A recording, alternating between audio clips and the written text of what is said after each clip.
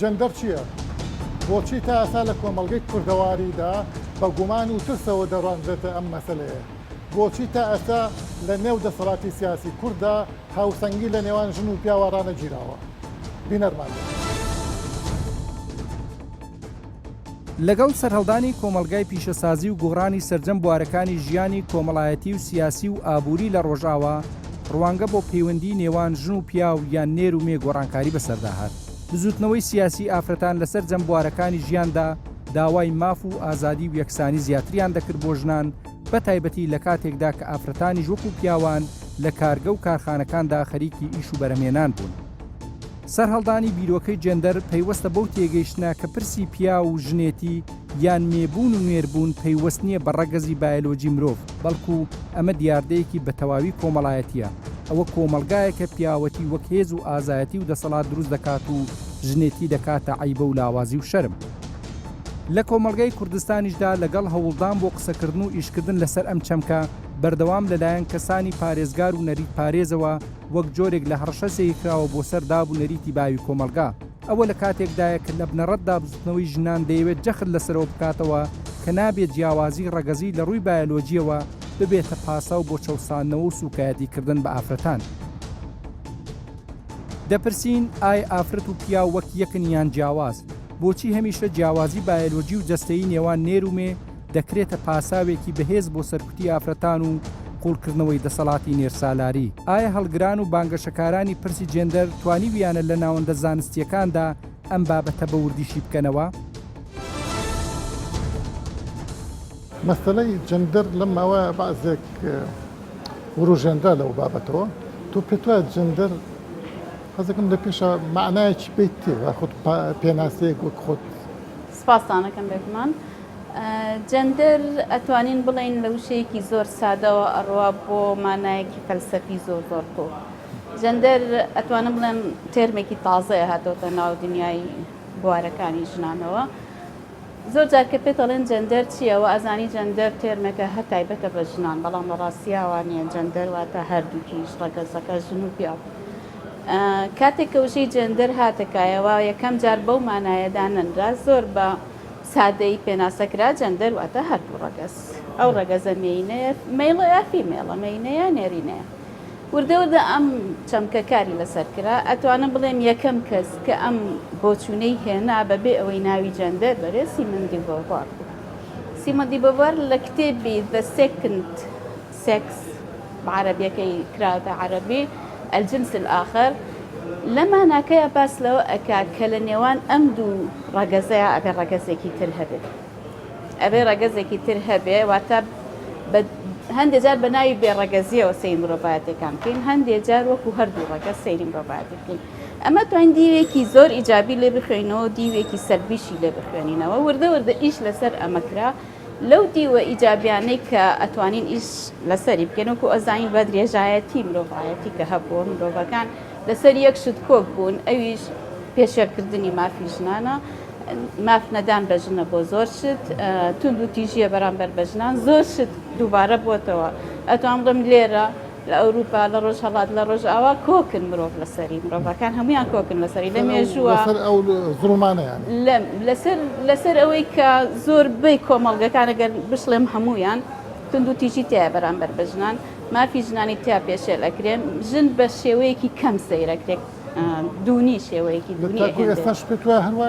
ئێستش وایە دوێنێەوە بوو 1000 ساڵەمە پێشوا و پێشم وایە لەمە و دوش هەرچەند کاری لەسەر بکرێ ئەم نەزرەیە هەرمێنێتەوە چونکە زۆر زۆر چوەتە ناو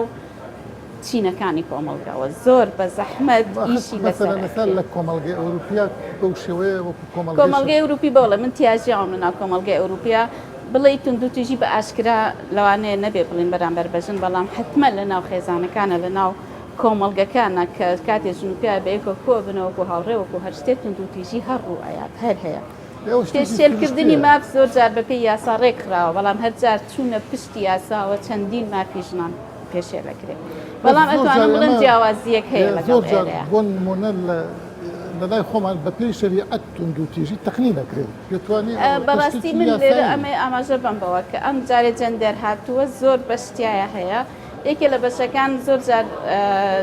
دژی شریعەت ئەوەستێتەوە دژی دین ئەوەستێتەوە ئەو دوایی باسی دەکەین بەڵام ئەگەر بڵێ شریعەت وەکو باست کرد هەن ئەدابەتون تو تیژی لە ڕاستی ئەوانی ئەتوانم بڵێم ئەوانەی بە شریعەت هەستاون ئەوانەی کە یانەوە ئیشی پێ بکەن زۆر جار ئەماکەن بڕێنەوە سەر باسەکە ئەواتەیە فەرمی وەضریبوهن باش ئەزانی لە عەرەبیە بە زۆر مانایەت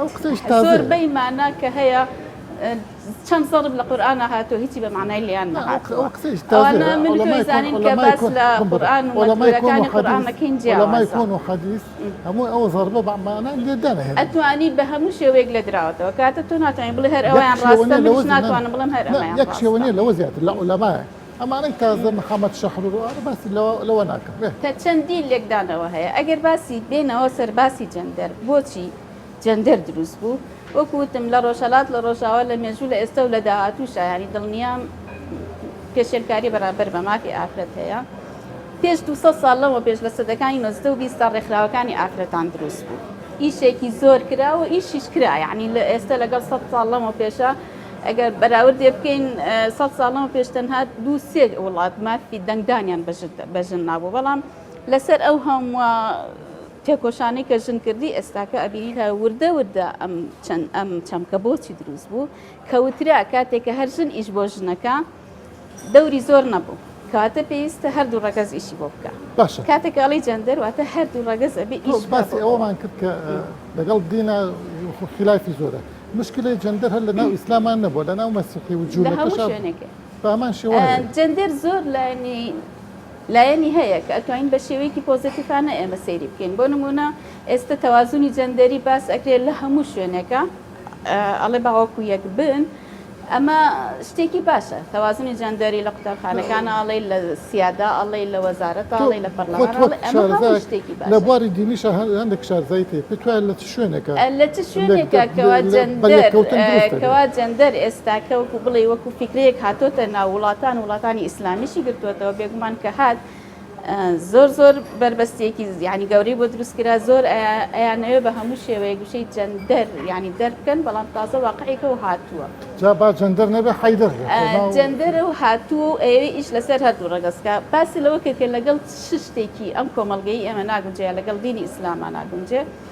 جەندەر هەموو فکرەیەکەیە لایەنێکی میانڕەوی هەیە لایەنێکی توندڕەوی هەیە باش ڕادیکاڵیەکانی جەندەر یعنی ڕەدی هەموو جیاوازیەکەکەن لە بینی ژن و پیاوە کە ئەمە واقع و سروشت ئەمە ناسەلمێنێ بەڕاستی ژن لەگەڵ پیاوە جیاوازە بەڵام بە تۆ یەک چاو سەیری ژن و پیاوە بکەی ئەمەیان ئەبێ وابێ بەڵام تۆ بڵێ ئەم ژنە هەیئەی دروستبوونی تەنانەت لایەنی بایۆلۆجیش ئەڵێن بایۆلۆجی ژن و پیاو زۆر جیاوازی نییە وەکو یەکە کە ئەمە لە ڕاستیە بۆ چوونێکی توندە کە ناکرێت لەگەڵ سروشتی ئینسانان ناگونجێ لەگەڵ سروشتی ئینسانە ناگونجێ کە تۆ ئەڵێی ژن بە هەر وەکو پیاو بێ کە ژن وەکو پیاو نابێ تۆ ژن من هەموو جارێڵێم ئەگەر ژن بۆ نمونە ئەمە کە زۆر بە هیچ شێوەیە نایدەدی ئەگەر ژن مانیگر لەوەی کە مناڵی ببێ نەوە بخاتەوە لەوە ئێمە بە لایەنە ئیجابیەکەی سەیری بکەین کاتێک کە ئافرەتە ئینسانە حەزم کرد بە تەختی لەبارەی تەناقضی لەگەڵ بڕگەکانی شریعەتە کاتێک کە ڕۆ سادەکەی جەندەر سەیرەکەی ئەڵێ جەندەر واتە هەردوو ڕەگەز واتە بە ژن و پیاوەکو یەک مافیان هەبێ لە هەموو شتێکە ئەمە کە ڕۆیشتە بواری بایۆلۆجیەوە کە چووە وردەکاریەکانی جەندەرەوە ئەمانە ئاعتیرازەکە لەگەڵ ئیسلامە لەگەڵ شریعەتە بۆ نمونە ئەڵێت بە کچ و کوڕ کاتێکە لە دایکە بن من تا ڕادەیەک لەگەڵی میتاوە ناڵێ مامەڵی یەکسانیان لەگەڵا بکەن وەکو یەک فێری هەموو شتێکیان بکەن. بزوتنەوەی سیاسی و کۆمەڵایەتی ژنان لە کوردستان تا چەند توانیوێتی ڕوانگەی نەریتی و باوی کۆمەلگا بۆ ژن و مێی نەبوون بگۆڕێ. لە هەرێمی کوردستاندا هاوسەنگی جێندەری واتە بەشداری هاوسەنگی ئافرەتان لەسەر جەمبوارەکانی ژیان چۆنە و لەم نێوەندەدا ئامارەکان چیمان پێ دەڵێن؟ هەستەکرێ ترسێکی گەورە هەیە لە جەندەر بۆ معنای لەناو کۆمەلگە موسڵمان شیرنەکانە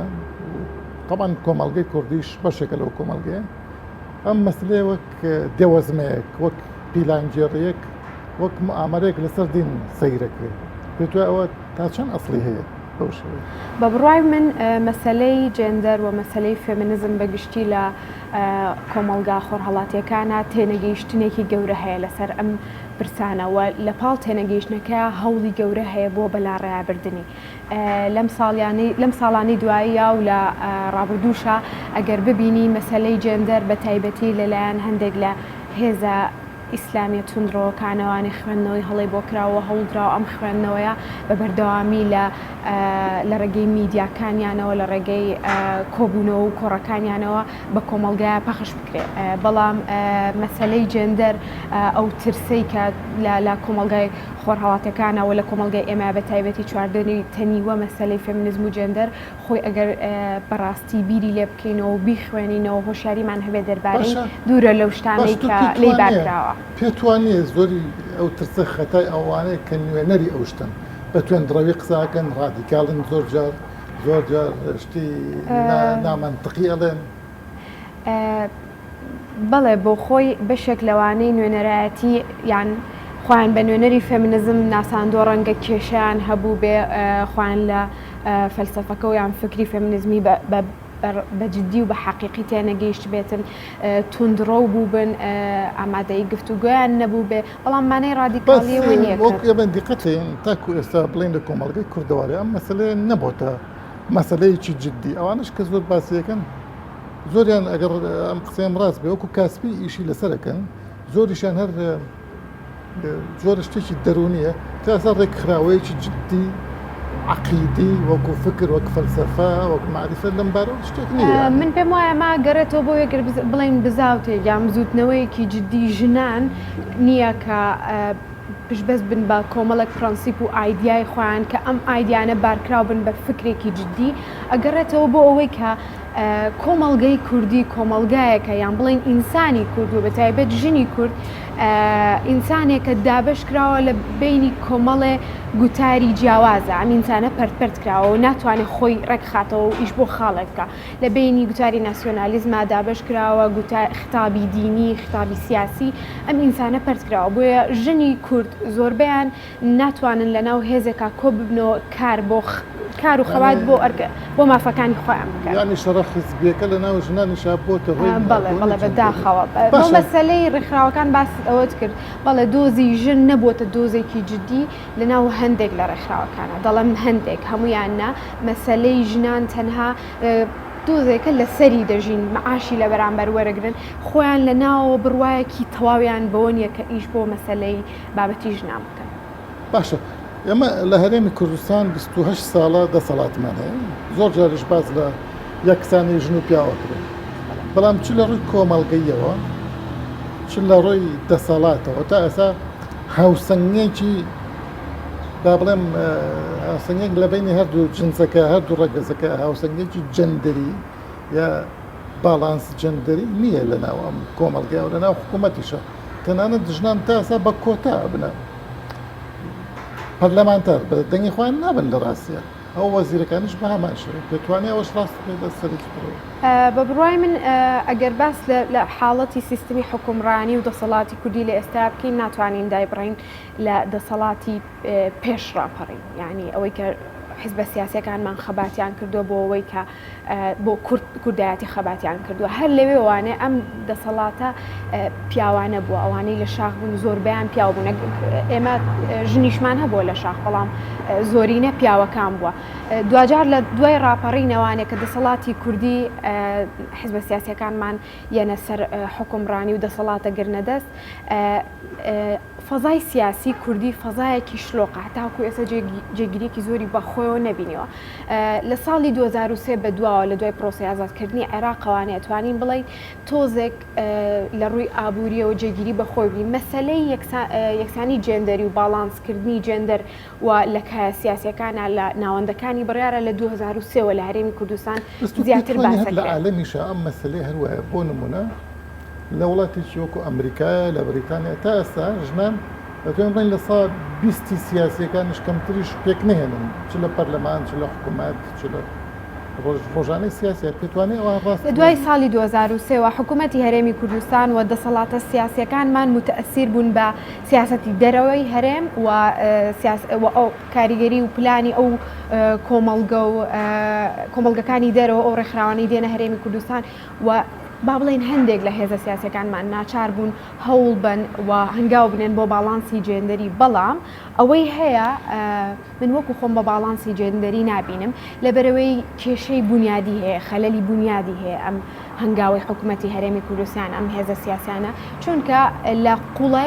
لە قوڵایەکی کۆمەڵایەتیەوە سەرچاوی نەگرتووە ئەوەی ژنێکیان دوو ژن پۆستیان هەبێ یان پۆستەکانیان ئەگەر زۆر باڵا بێ مانای ئەوەی دەسەڵاتەوەی چیتر نییە پێتوانێت جوانکردنی دەسەڵات من پێم وایە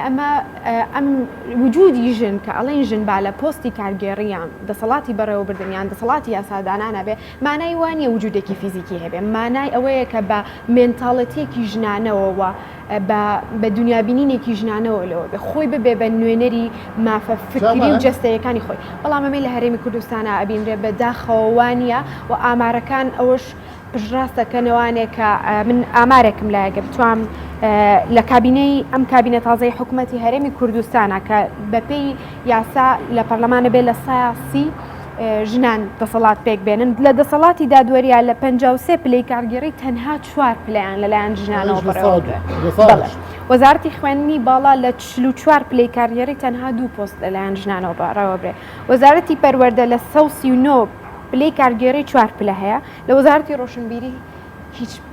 پۆستێک لەلایەن ژنانەوە پڕ نەکراوەتەوە کەمە خەلەلێکی زۆر گەورەیە تاوانی چێ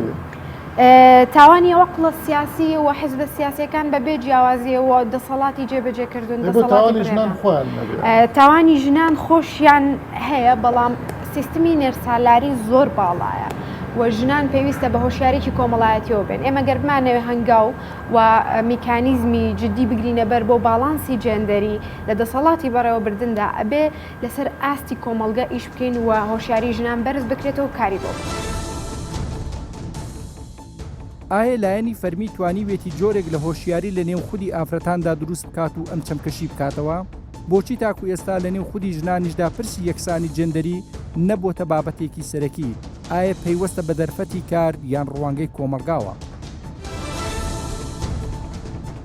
جەندەر لە ڕووی بایۆلۆجیەوە باز ناکات لە ڕووی کۆمەڵایەتی و ڕۆشنبیریەوە باسەکەتەوە ئەوە گەڕێتەوە بۆ نەبوونی ئەو پێناسە سافتە مەسەلەن بەریتانیەکان دەڵێن مەسلەی جەندەربیت شێوەیەک پەیوەندی بە مەسلەی جنس و ڕەگەزەوە نییە مەسلەی جەندەر لە ناو ئینگلیزەکانە بۆ پێناسەکراوە کە ئەگەڕێتەوە بۆ باوەڕبوون بە خودی تاک ئیدی ژن و پیاو واتە ئەگەر ژن پیاو هەردووکیان ئینسانن خۆی باوەڕی بە خۆی هەبێ پێویستی بەوە نییە کە ئەو بربەستەی کە دروست کراوە لە بینی ژن و پیاوە بربەستە بایۆلۆجیەکەیە ئەوەندە لە ناو کۆمەڵگایە زەق بکرێتەوە فهەر ئەوەشە کە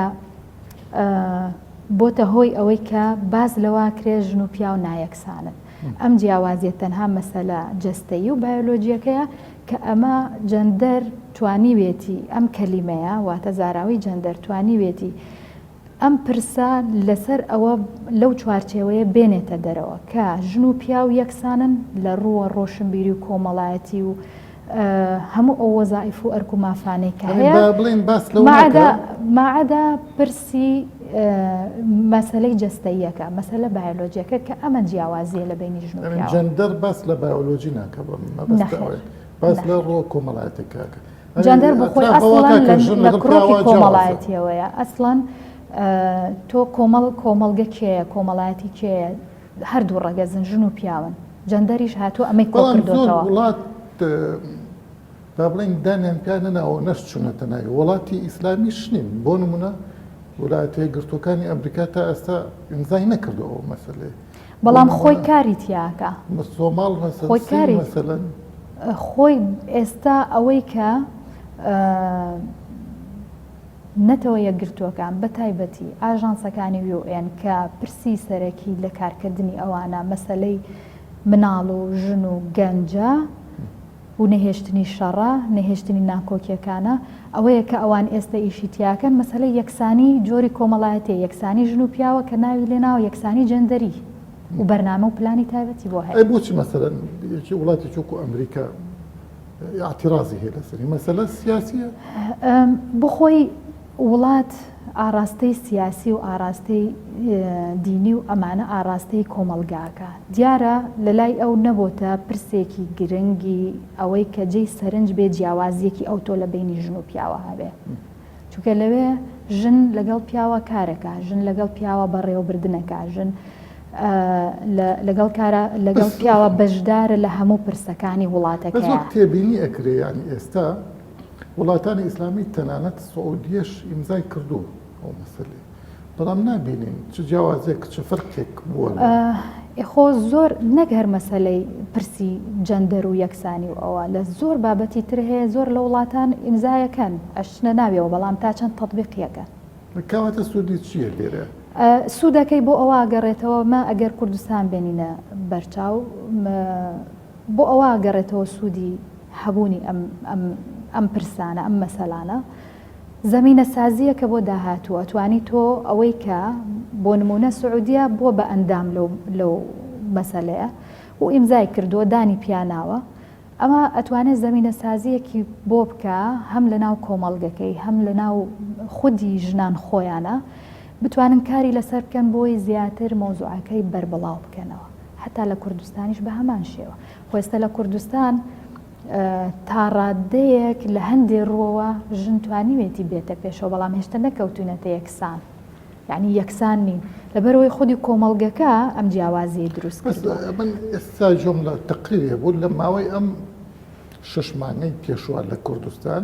زیاد لە 128 ژن کوژراون یانی لەکوێ ئەمە گەشتنێتەوەی کە باسی جەندەر بکەین بەدەستی پیا و کوژراون لێرە لە کوردستان ئەخر ئەمەش ئەسبابی خۆی هەیە ئەمەش ئەسبابی خۆی هەیە بێگومان بارودۆخی ناهەموار بە تایبەتی مەسەلەی اقتصادی خێزان لە یەک هەڵەوەشێن پێتوانێت مەسەلەی شەرەف علاقەی بە اقتصادەوە هەمیشە سۆشیال میدیا هەر کاریگەری زۆری هەیە و باڵێکی یەکجار زۆر و پەرشوبڵاوی کێشاوە بەسەر کۆمەڵگەی کوردستانیە و بەداخیشەوە زۆر بە خراپ بەکارەهێنرێت تا ئێستا و هۆشیاریە لە ناو تاکی ئێمەیە بە شێوەیەکی گشتی بڵاو نەبووتەوە کە سۆشیال میدیا بۆ سوود وەرگرتنە بۆ گۆڕینەوەی ئاڕا و زانیاریەکانە وەرگرتنی زانیاری نوێیە زیاتر لەوەی کە بە شێوەی خراپ بەکارەهێنرێت باشە بابینەوە سەر جەندەرکە کۆسەرخان پێت وایە لەگەڵ بۆچی مەسەن زۆر لە عالەمی ئیسلامی و لە زانانی مسلمان دژی ڕاوەستاوەنەتەوە وەگەوەی کە دێوەزمێنێت تێنەگەیشتن بۆ لە واتای ئەو زاراوەیە لە واتای جەندەرەکە ئامارەیەکە بۆ سەر عالەمی ئیسلامی تەنیا تەفسیرەکە وای بۆ کراوە وا پێشاندراوە کە ئەوترێ جەندەر معنای لە هەموو ڕوویەکەوە ژن و پیا و وەکو یەکن و نابێ جیاوازی لە نێوانیانە بێت کە ئەمە شتێکی مطلقاً هەڵەیە نابێ بڵێ ژن و پیا وەکو یەکن لەبەرەوەی لە ڕووی بایۆلۆجیەوە تەنها بربەستکە هەیە لە ڕووی بایۆلۆجیەوە ژن و پیا و یەکسان نین ئەمەیە لایەنە ئیسلامیەکەش ئەو ڕووەی قۆستۆتەوە لە مەسەلەی جەندەرا بەکارهێنێ پێت وانێ مەسەلەن لە مەسەلەی میراتە لە مەسەلەی شەهادەتە لەمانەیە ژن نیوەی پیاوە ئەوانە ترسن لەوەشە ژن و پیا و یەکسان بێ و کاتاڵەن مخالف بەس ژن بەشەرە ژنیش ئینسانە یعنی بۆ لەوە ئەترسێکە مەسەلەن لە شەهادەیە خۆ من و تۆ یەک چاومان هەیە و بە یەک چاویش یەک دیاردا بینین ئەو شاهدەی کە تۆی پیاو ئەیدەی هەر هەمانە و شادەیە کە منی ژنەیدەم ئەوە ترسی ناوێ ئێمە ئەبێ لەو چوارچێوەیە دەربچین ئەگەرچی کۆتای ئافرەتان بۆ بەشداری لە ژیانی سیاسی دەرفەت بووە بۆ ئەوەی ژنان بتوانن زیاتر توانای خۆیان بخەنەگەڕ بەڵام لەم نێوەندەشدا سوچی گەورە دەکەوێتە سەرشانی خۆیان کە نەیان توانیوە ڕوانگەیەکی ژنانە بۆ ژیان بخەنەڕوو